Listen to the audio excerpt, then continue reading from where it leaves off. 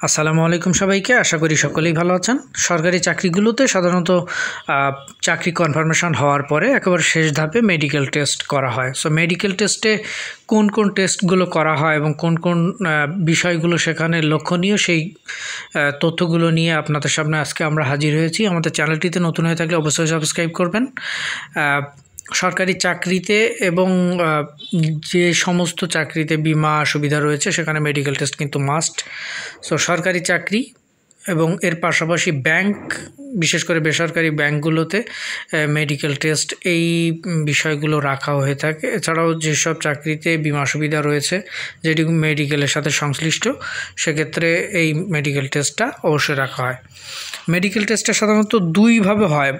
Simply যারা সামরিক বাহিনীতে রয়েছেন এবং যারা বেসামরিক চাকরিতে যোগদান করবেন। সামরিক বলতে বিভিন্ন বাহিনী, যেমন সেনাবাহিনী, নৌবাহিনী, পুলিশ, বিমান বাহিনী, এছাড়া বিভিন্ন ওয়াচার কনস্টেবল রয়েছে, বিভিন্ন যেমন এনএসআই এর ওয়াচার কনস্টেবল, কিংবা এরকম কিছু কিছু এর কিন্তু ওয়াচার কনস্টেবল বা এই বাহিনী নির্ভর কিছু চাকরিগুলো রয়েছে, সেগুলো হচ্ছে সামরিক।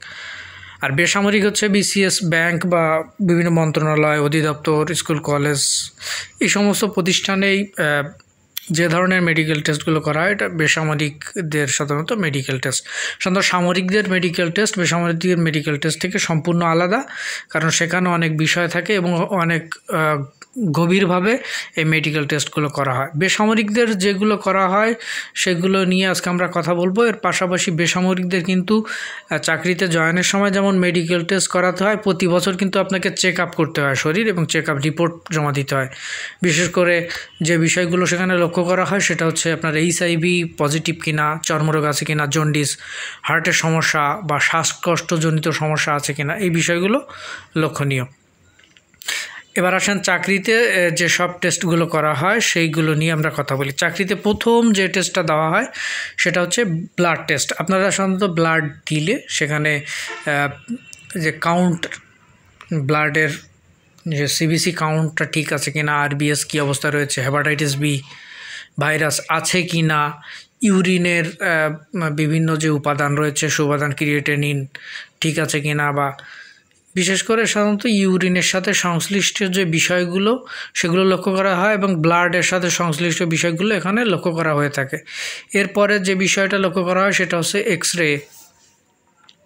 চেস্টের সাধারণত এক্সরেটা সরাসরি করা হয়, অর্থাৎ বুকের আপনার যে হাড়গুলো রয়েছে এখানে 12-24টা, মাঝখানের একটা স্টার্নাম 25টা যে হাড়, এখানে এইগুলো কিংবা উপরের হাড়গুলো সব ঠিক আছে কিনা এগুলো দেখা হয়। সাধারণত আমি অনেকের সাথে কথা বলেছি যাদের হচ্ছে এই কালার ব্লাইন্ড বা হচ্ছে চক্ষু বিষয়ক যে সমস্যাটা থাকে সেটা হচ্ছে কালার ব্লাইন্ড আছে কিনা, এটা খুবই গভীরভাবে দেখা হয়। একজন পরিচিত একজনকে দেখা গেছে যার কালার ব্লাইন্ডের কারণেই কিন্তু চাকরিটা পরবর্তীতে হয় নাই। এবার যে বিষয়টা লক্ষণীয় সেটা হচ্ছে ডোপ টেস্ট কিন্তু এখন মাস্ট হয়ে গেছে। ডোপ টেস্ট সাধারণত ওই যে ইউরিনের সাথে ডিএ হেলথ স্ক্রিনিং প্রোফাইলের সাথে এটা করা হয়ে থাকে। ইথাইল অ্যালকোহল সেখানে কি পরিমাণ রয়েছে, ভিটামিনস, অপিট কিংবা হচ্ছে ক্যানোবিনয়, এগুলো বিষয়গুলো সাধারণত লক্ষণীয় এখন বর্তমানে চাকরিতে ডোপ টেস্টের ক্ষেত্রে। আসেন এবার হচ্ছে হেপাটাইটিস বি এর ব্যাপারে অনেকগুলো ডাক্তারের পরামর্শ হচ্ছে হেপাটাইটিস বি পজিটিভ হলে চাকরি, বিদেশ গমন বা চিকিৎসা গ্রহণের অযোগ্যতা নয়, এরকম একটা বিষয় লক্ষ্য করা হয়েছে। যদিও এই রোগগুলো সাধারণত জটিল কিংবা এগুলো চাকরির ক্ষেত্রে কিন্তু অনেকটাই কঠিনভাবে দেখা হয়। যদিও চাকরিতে সাধারণত মেডিকেল টেস্টে বাদ পড়ার পরিমাণ খুবই কম, আপনারা দেখবেনই না।